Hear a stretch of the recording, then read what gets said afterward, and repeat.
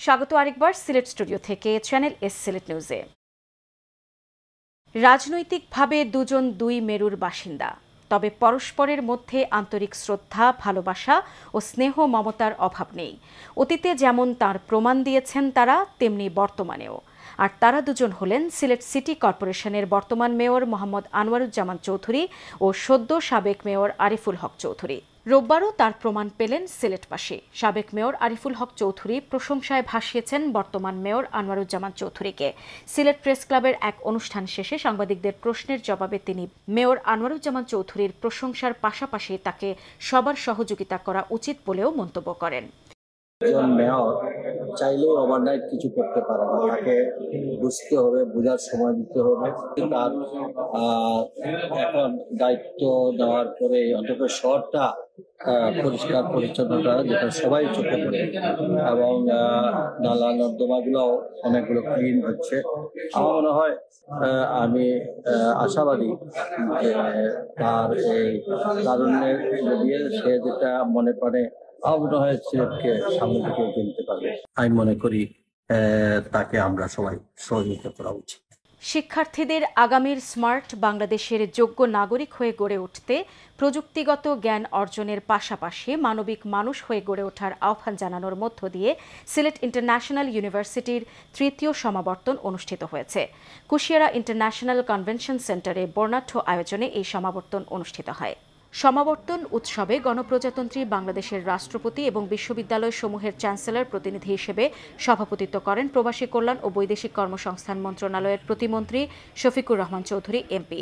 সমাবর্তন বক্তা হিসেবে বক্তৃতা করেন ঢাকা বিশ্ববিদ্যালয়ের ইতিহাস বিভাগের সাবেক অধ্যাপক, বরেণ্য ইতিহাসবিদ, লেখক এবং বাংলাদেশ ইউনিভার্সিটি অব প্রফেশনালসের Bangabandhu chair professor doctor Syed Anwar Hossain. এ সময় বিশেষ অতিথির বক্তব্য রাখেন বাংলাদেশ অ্যাক্রেডিটেশন কাউন্সিলের chairman professor doctor Mesbauddin Ahmad এবং ইউজিসির ভারপ্রাপ্ত chairman professor doctor Mohammad Alamgir.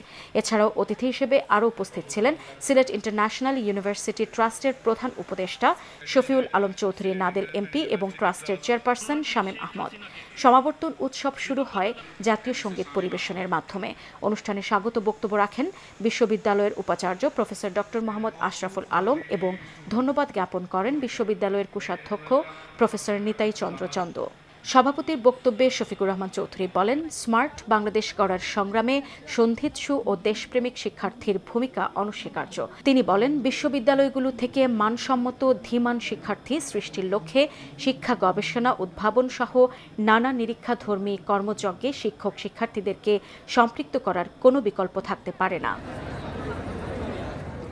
পবিত্র ঈদ উল ফিতর উপলক্ষে greater Sylhet development and welfare council in ইউকের অর্থায়নে এবং মৌলভীবাজার জেলা শাখার ব্যবস্থাপনায় অসহায় দুস্থ পরিবারের মাঝে খাদ্য সামগ্রী ও নগদ অর্থ বিতরণ করা হয়েছে।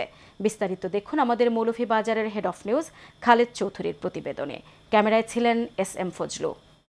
মৌলভীবাজারে পবিত্র ঈদ উল ফিতর উপলক্ষে greater Sylhet development and welfare council GSC এর উদ্যোগে মৌলভীবাজার জেলা শাখার ব্যবস্থাপনায় খাদ্য সামগ্রী ও নগদ অর্থ বিতরণ করা হয়েছে। মৌলভীবাজার সদর উপজেলার তৈয়বনগর বাউলগড়িয়া সৈয়দ তারিনুসে হাফিজিয়া মাদ্রাসা প্রাঙ্গণে খাদ্য সামগ্রী ও নগদ অর্থ বিতরণ অনুষ্ঠানে প্রধান অতিথি হিসেবে উপস্থিত ছিলেন জেলা পরিষদ চেয়ারম্যান আলহাজ মেজবাউর রহমান।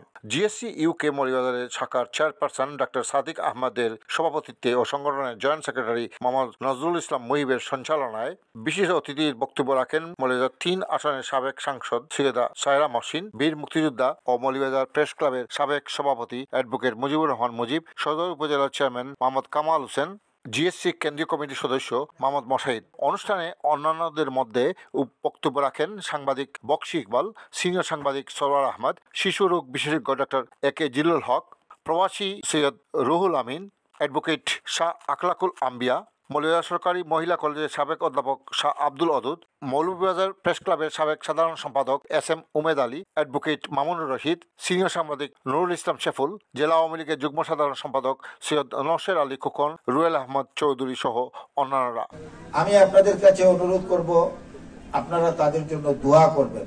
আল্লাহ যদি তাদের রুজি রোজগার ভালো দেন, তারা বেশি করে সাহায্য করতে পারবে। ওনাদের জন্য আপনারা বিশেষভাবে দোয়া করবেন, ওনারা যেন বিদেশ প্রবাসে ওনারা ভালো থাকেন, ওনারা বাচ্চা কাচ্চা নিয়ে পরিবার নিয়ে। যারা এই দাতা হিসাবে যারা আপনাদেরকে এই উপহারটুকু দিলেন তাদের জন্য আপনারা সকলে মিলে দোয়া করব।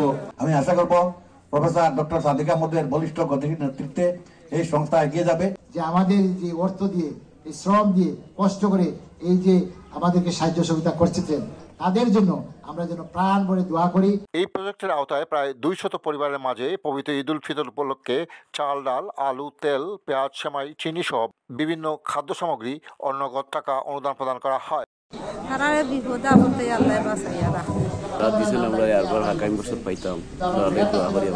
আজকে যে খাদ্যদ্রব্য আমরা পাইছি এটার জন্য আমরা খুব খুশি হয়েছি। আমরা পাওনার জন্য দোয়া করতেছি। আল্লাহ যেন আপনারা সাহায্য সহযোগিতা করার। আমরা কয়েকজন মানুষ মিললে আমরা পাইতেছি, যারা দিচ্ছেন তারা লাগে আমরা দোয়া করলাম। Khalid Chowdhury, channel S news, Bauragaria, Moulvibazar. মৌলভীবাজারের শ্রীমঙ্গলে প্রচণ্ড গরমে কিছুটা প্রশান্তি দিতে সাধারণ মানুষের মধ্যে বিনামূল্যে শরবত বিতরণ করেছেন কৃষিমন্ত্রী ডক্টর মোহাম্মদ আব্দুস শহীদ এমপি। কৃষিমন্ত্রীর উদ্যোগে শ্রীমঙ্গল চৌমুহনীতে আওয়ামী লীগ, যুবলীগ ও ছাত্রলীগের নেতৃবৃন্দরা এই শরবত বিতরণ করেন। কৃষিমন্ত্রী নিজে উপস্থিত হয়ে রাস্তায় চলাচলরত রিকশা চালক, ভ্যান ড্রাইভার সহ সাধারণ মানুষের মধ্যে লেবুর শরবত বিতরণ করেন। নিশ্চিন্তে নির্বিঘ্নে তুলনামূলক কম খরচে ভারতের শিলচরের জীবনজ্যোতি হাসপাতালে চিকিৎসা করাতে পারবেন। কোনো রোগী সিলেট থেকে রওনা দিতে চাইলে আগে থেকে যোগাযোগ করলে তাদের যাতায়াতের জন্য থাকবে গাড়ির ব্যবস্থা। গাড়ির জন্য লাগবে না কোনো সার্ভিস চার্জ। জটিল কোনো রোগী হলে থাকবে অ্যাম্বুলেন্স। সিলেট নগরীর জিন্দাবাজার একটি হোটেলে সংবাদ সম্মেলনে এমনটাই জানান হাসপাতালের পরিচালক স্বরূপ সিনহা। সংবাদ সম্মেলনে জানানো হয়, প্রায় 5000-এর মতো পরীক্ষা নিরীক্ষা করা হয় তাদের হসপিটালে। অত্যাধুনিক সব ধরনের যন্ত্র আনা হয়েছে। রোগীর স্বজনেরা যাতে নিরাপদে সেখানে থাকতে পারেন সেজন্য তাদের জন্য রয়েছে আলাদা ব্যবস্থা। সংবাদ সম্মেলনে উপস্থিত ছিলেন বিশিষ্ট চিকিৎসক পার্থ প্রতিম দত্ত, রত্নদীপ বসু, সৌরভ দাস। সিলেট নিউজ আজ এই পর্যন্তই। সিলেট বিভাগের প্রত্যন্ত অঞ্চলের খবর জানতে চোখ রাখুন চ্যানেল এস এর পর্দায়। সবাইকে ধন্যবাদ এতক্ষণ সঙ্গে থাকার জন্য। আল্লাহ হাফেজ।